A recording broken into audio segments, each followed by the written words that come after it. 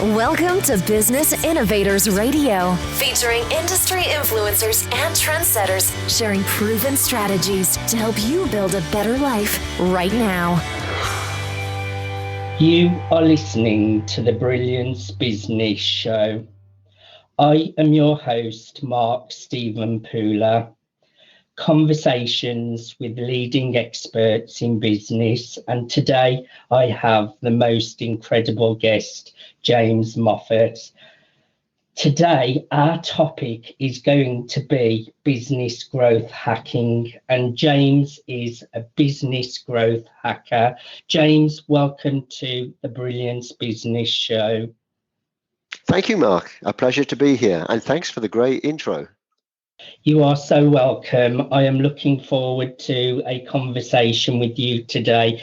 Before I get started, I just need to make a legal disclaimer that James is not offering legal advice or legal assistance. So let's get started with the show.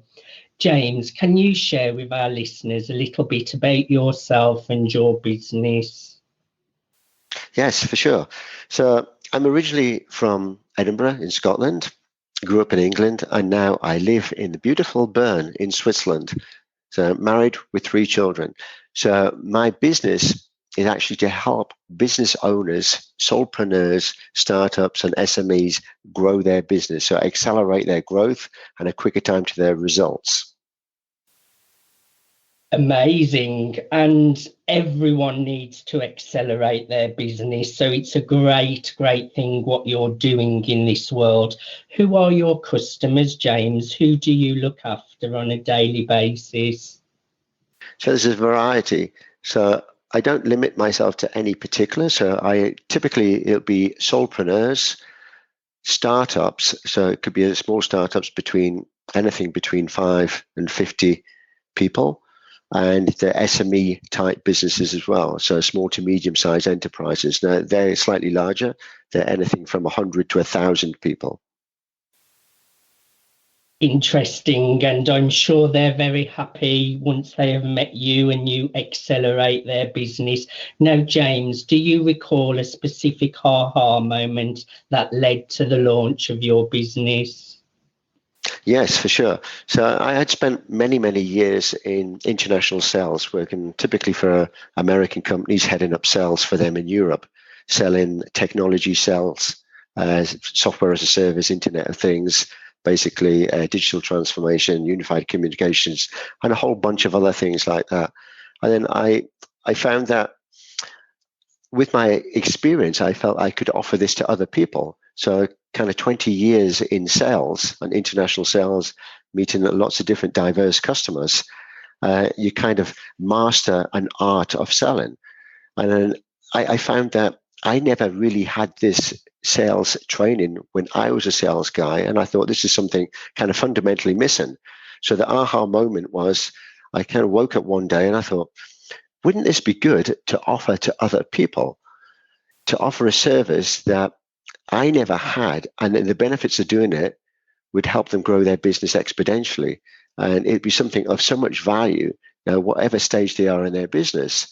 So then I started to explore how I could do that. So the natural choice was actually to work in the industry that I was already in, so that small to medium-sized businesses, and instead of actually representing them as kind of the head of sales, but to actually show them a methodology gets them quicker results in a much more elegant and efficient way. So the aha moment was waking up one day and thinking that there's so much value, and I'm hearing all the time from colleagues and friends and people that started businesses, the challenges that they're having. And I'm thinking, wouldn't it be good to actually explain what I do and how I've kind of overcome these challenges, kind of learned from a lot of failures and mistakes that I've made along the way, and kind of homed in and made something unique that could be an offering for others. That's a really important aha moment, because lots of people do struggle in business, James, and even myself in my social media entrepreneurship journey For the first year, I didn't make any money, and sales skills are so important. Even if you don't class yourself as a salesperson, we are all selling something. So I think it's really important what you're doing in the world, because sales is a really important skill to help to grow the business. Without sales skills, you will not move forwards with your business. So that is a really important point that you're making. Now, James, what really motivates you to jump out of bed every single morning? The ability to help others. So knowing that having a knowledge and an experience and expertise that you're carrying with you and not sharing that is kind of an abuse of the ability to do that. So waking up in the morning and thinking that there's a lot of people that have been in the same position I have. I mean, either salespeople in big organizations or these solopreneurs and startup businesses. And if I could help them in a way to accelerate their growth, then I feel I'm doing a justice to them. I'm helping them grow their business, and then they can also serve the people that with their services or business moving forward. So that kind of motivates me all the time. And also having 3 small children, the motivation is because I've blended in a methodology that also incorporates what I do with the children, which is also applicable in the business world, which I can come on to later on how I actually do it. But the motivation is definitely to look at where I was and the struggles that I had and how did I overcome these, and then to be able to share that knowledge to others is definitely something that excites me. It's a passion and a desire, and to be able to help people do the same is a wonderful thing. It certainly is, and coming from a place of service is always a great thing. And like you mentioned there, there's a ripple effect from you coming from a place of service, helping others, that leads to them going out and helping others, and it's just one big ripple effect. So James, what sets your business apart, and what unique need are you filling for your customers? Okay. Yeah, very good question. So over the many years, as I said, I've had 20 years of international business exposure in sales, and worked across different diversity of businesses, of people, of cultures, countries. And so I've learned a lot in that. Now, that's not unusual if you compare to other salespeople, because a lot of people are international. But what makes me different in the way that I've blended a methodology and the way that I do it from lots of different things. So I also studied a lot to do with human capital and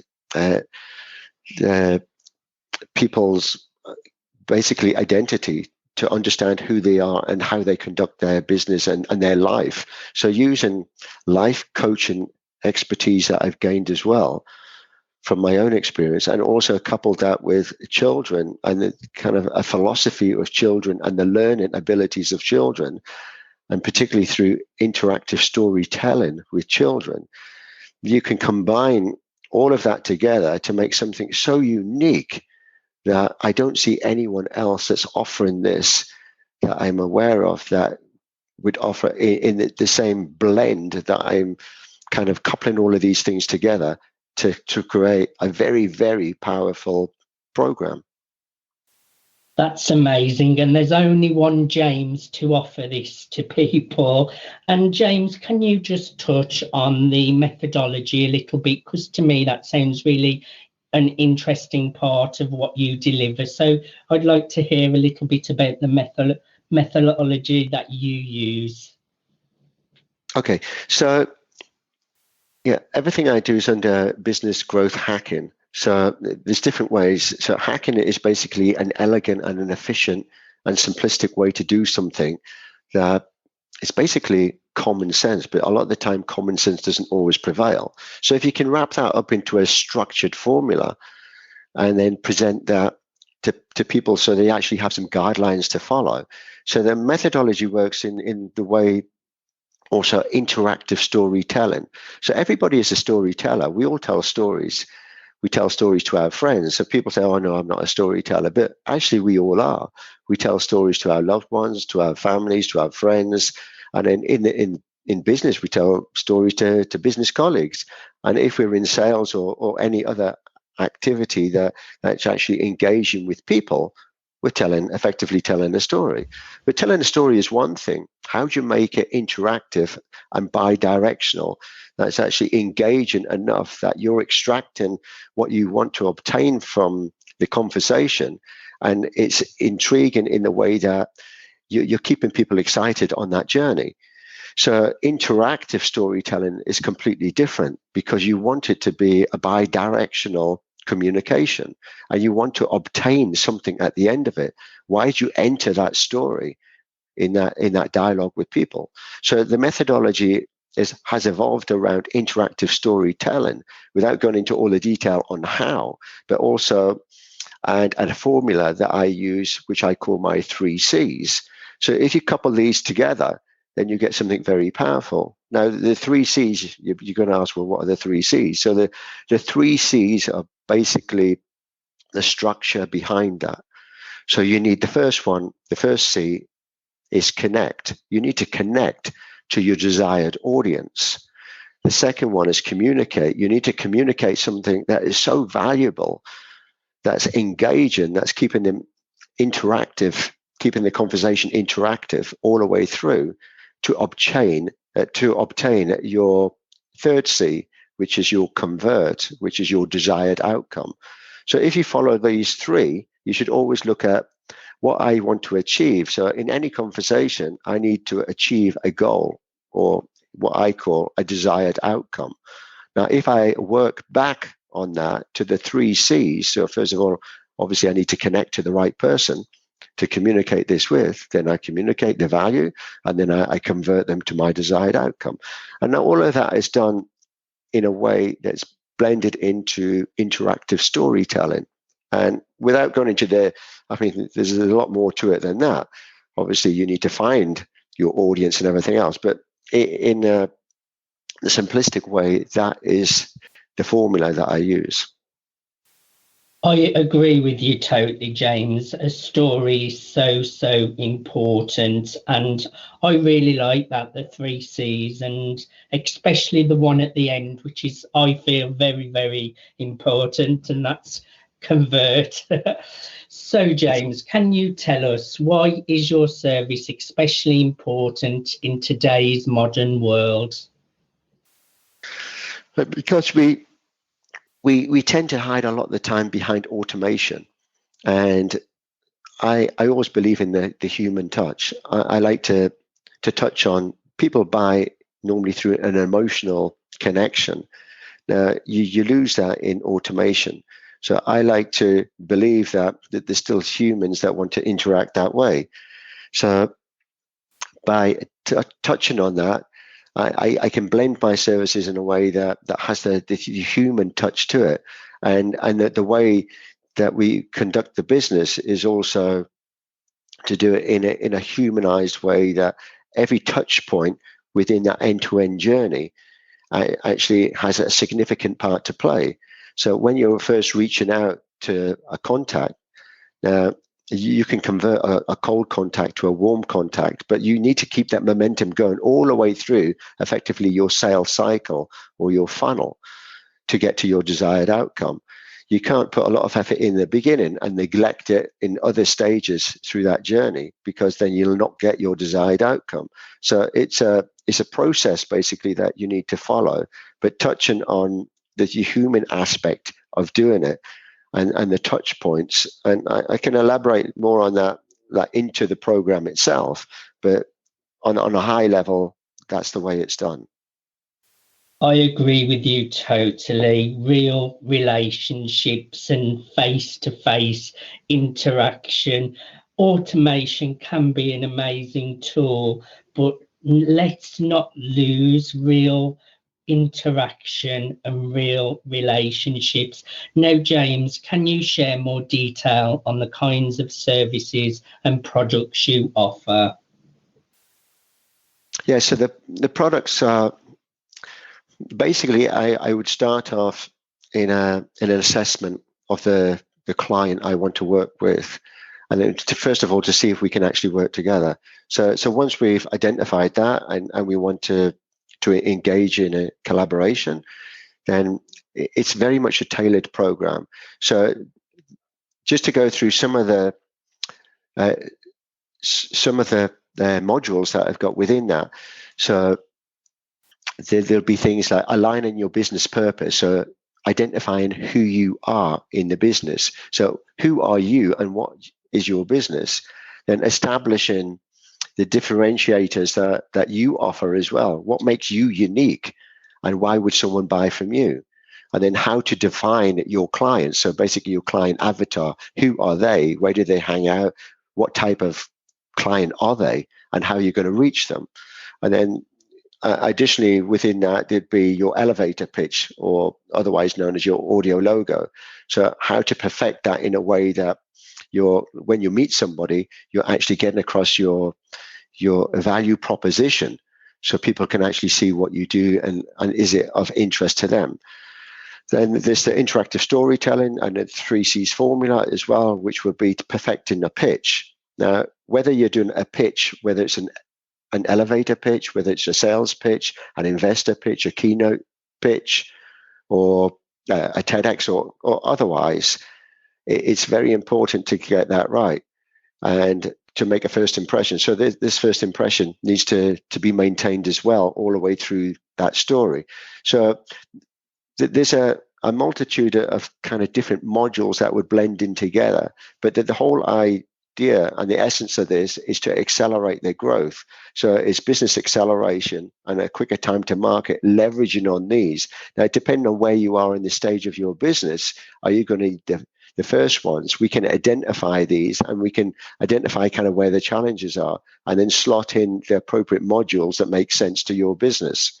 So as a startup, maybe they don't have any. So it's kind of going through them in a sequential order that makes sense. For others that have a business that's established, they don't necessarily need to do the front end. They can do other ones that are more applicable to them and their challenges of today. Now, I would imagine you have all sorts of client success stories. What is one that really stands out in your mind?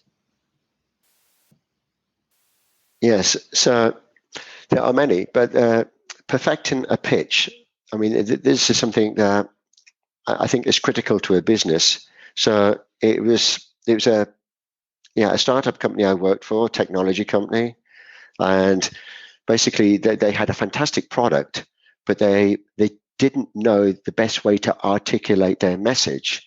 So they wanted to grow. They wanted to get investor money as well. And they wanted to ensure that they got investment, but also from investment, they wanted to grow internationally. They didn't just want to be in a local market.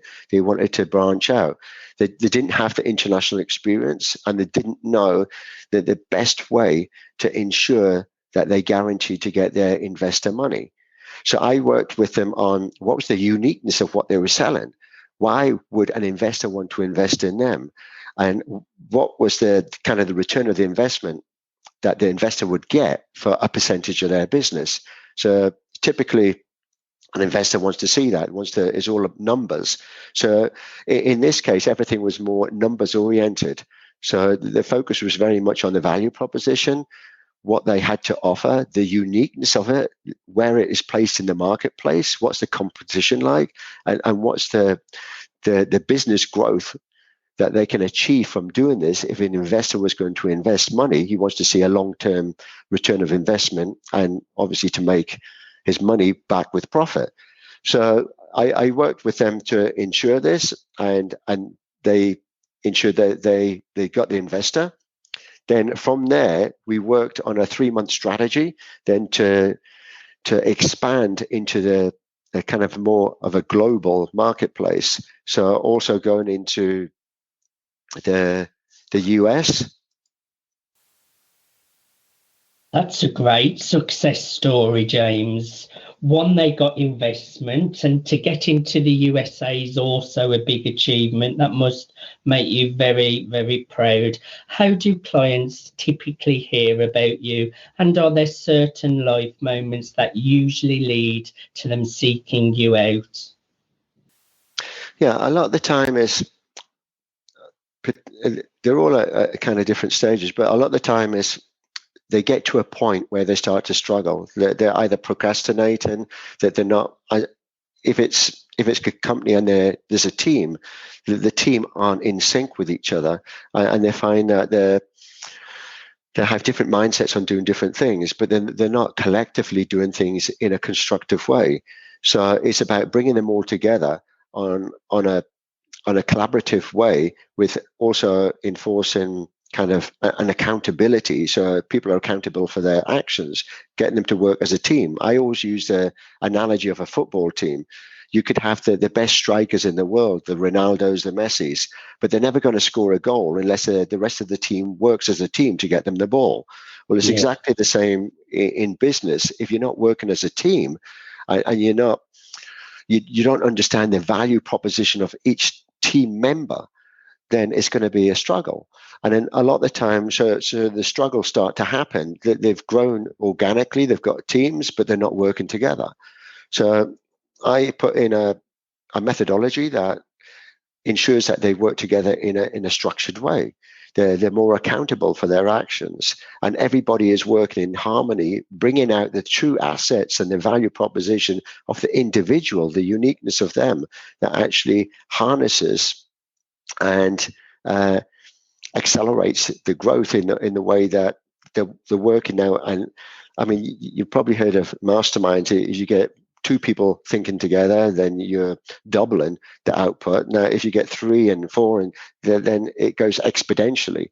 So if you start to do this in a group, then you're creating basically your team, your A team, or dream team, or whatever you want to call it. And then everybody's feeding off each other and the skill sets that the individuals have got. And so it's typically when people are struggling, they're procrastinating, they're not getting the results that they want, the quarterly numbers that they've tried to obtain haven't been working. And this applies to all. So whether it's a solopreneur, a startup, or a larger SME type business, and they're kind of scratching their head looking at how can we work in a better, more efficient way to grow the business. And this is where I come in and I help them.